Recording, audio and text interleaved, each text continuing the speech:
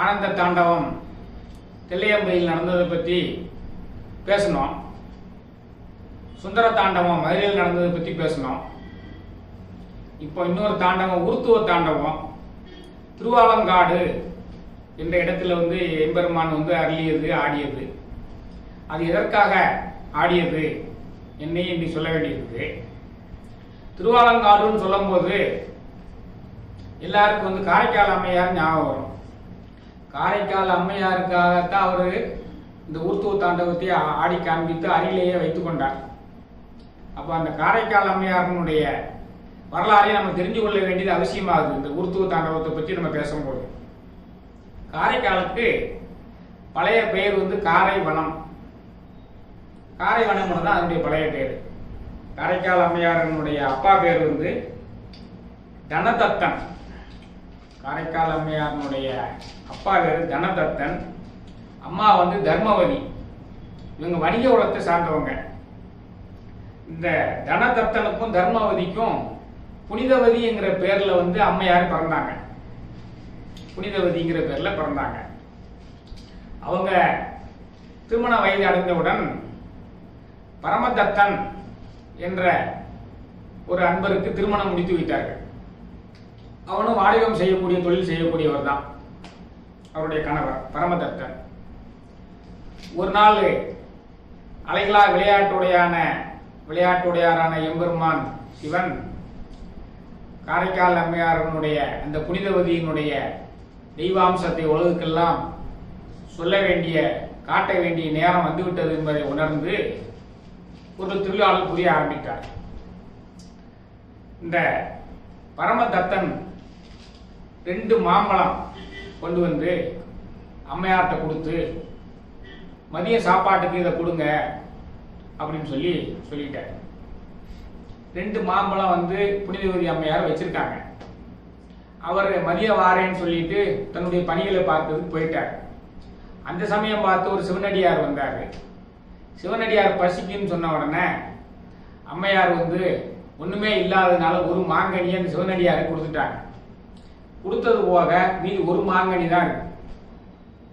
மத்தியானம் சாப்பாட்டுக்கு வந்தாரு இந்த பரமதத்தன். நான் கொடுத்த அந்த மாம்பழத்தை கொடுங்க அப்படின்னு கேட்கிறாரு. சாப்பாட்டுக்கு வையுமா அப்படிங்கிறாரு. ஒரு மாம்பழத்தை கொடுத்துட்டாங்க அம்மையார், புனிதவதி அம்மையார். சாப்பிட்டார். சாப்பிட்ட உடனே நல்லா இருக்குது, அடுத்த மாம்பழத்தையும் கொடுன்னு ஒரு போடு போட்டார். அம்மையார் நேரடியாக சமையல் அறைக்கு சிவபெருமான வேண்டி உருகி மனமுருகி வேண்டினார். அவர் கையில் ஒரு மாங்கனி விழுந்தது. நல்ல வேலையாக போச்சு, தப்பிச்சிட்டோம் அப்படின்னு சொல்லி கணவர்கிட்ட கொண்டு போய் அந்த 2வது மாங்கனியும் கொடுத்துட்டார். அந்த சாப்பிட்ட பரமதத்தன் என்ன சொன்னாரு, ஆகா இது முதல் மாம்பழத்தோட இந்த மாம்பழம் அற்புதமா இருக்குதே. இல்லையே, முதல் மாம்பழம் வேற சுவையா இருக்குது, இது வேற சுவையா இருக்குதே, ரொம்ப அற்புதமா இருக்குதே அப்படின்னு சொன்ன உடனே வேற வழி இல்லாம நடந்த சம்பவத்தை புனிதவதி அம்மையார் சொல்லிட்டாங்க. அப்படின்னா எனக்கு இன்னொரு மாம்பழம் வாங்கிட்டா அப்படின்னு சொல்லி கேட்கிறாரு. ஏன்னா இது இறைவனையே சோதிக்க வேண்டி இருக்குதே, கணவன் கேட்கிறாரே அப்படின்னு சொல்லி பழையபடி சமையல் அறையில இறைவனை மனமுறை வேண்டும் போது இன்னொரு மாம்பழம் அதை கொண்டு போய் கொடுத்துட்டார். அப்போ அந்த கணவர் பரமதத்தன், ஆகா இது சாதாரண பெண் இல்லை, தெய்வ பெண்ணு. இந்த அம்மையார் நம்ம மனைவியாக ஏற்றுக்கொள்ள முடியாது, மனைவியாக வாழக்கூடிய முடியாது. ஏன்னா தெய்வம்சம் பொருந்திய பெண் அல்லவா, தெய்வத்தோட நம்ம எப்படி சேர முடியும் அப்படின்னு சொல்லிட்டு வணங்கி வியாபாரம் செய்வதற்காக, கடல் வாணிபம் செய்வதற்காக போயிட்டாரு.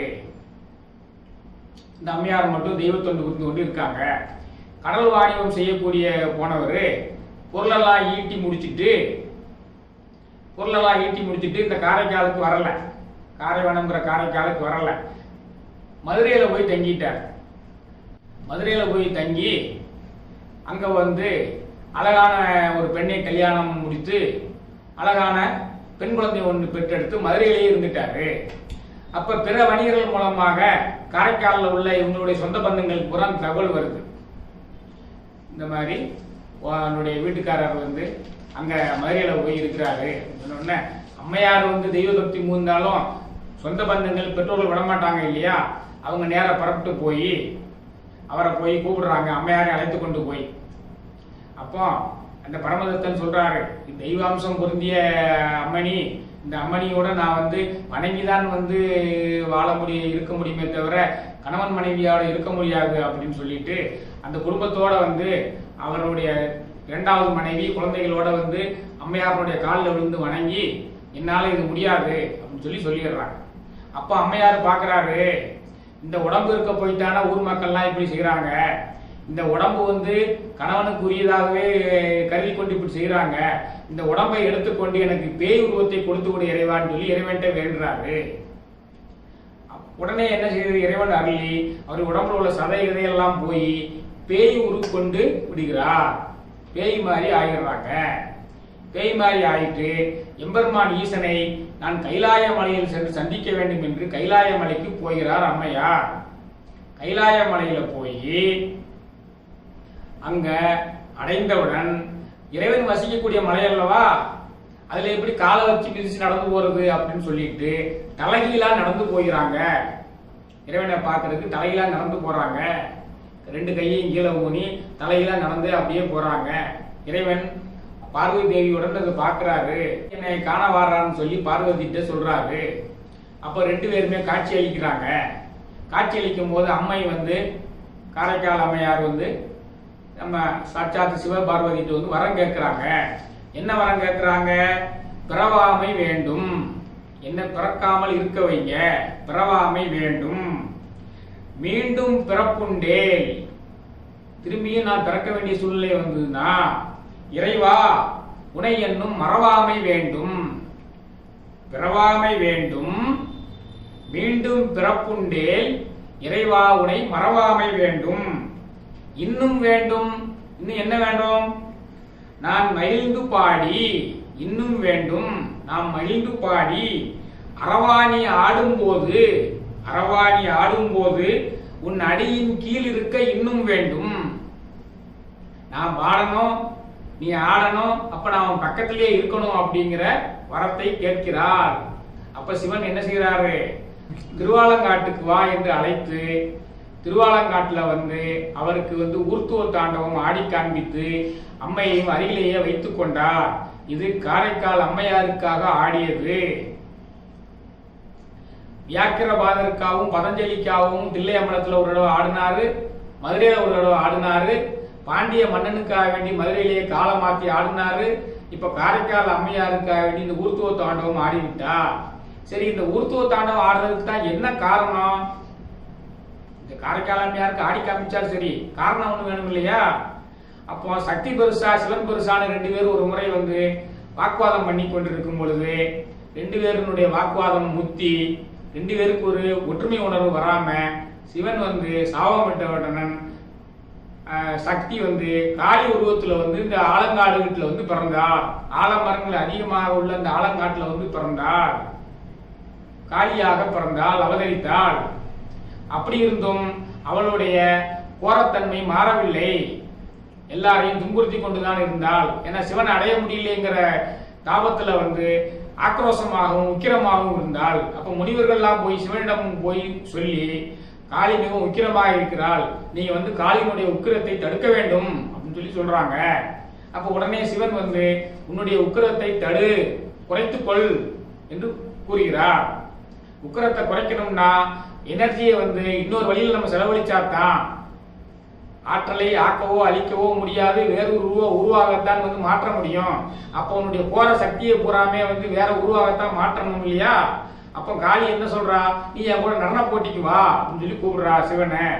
சரி நடன போட்டிக்கு வான்னு சொல்லி ரெண்டு பேரும் கடினமான நடனம் ஆடுகிறார்கள். அந்த தாண்டவம் தான் உருத்துவ தாண்டவம். அது முடிவில்லாம போய்கிட்டே இருக்குது, ரெண்டு பேருமே சமநிலையிலே இருக்கிறார்கள்.